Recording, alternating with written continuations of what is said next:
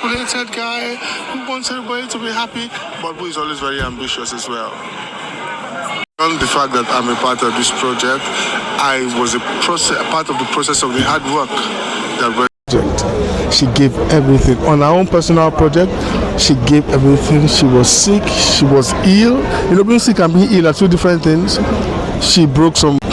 She sprained some parts, but she still kept on going strong and hard. She was enough for the old cast to look up to and aspire.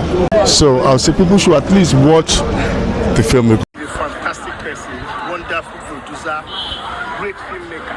So you expect something like something great from Iyabo Ojo. Hate, what are you doing? Come to the cinemas to see this wonderful movie. Labake Olododo. Thank you. Eshe mo dupe. Swale. Like I've been saying, Iyabo Ojo is a wonderful person. She's a wonderful producer and fantastic filmmaker. So I can't part of this movie.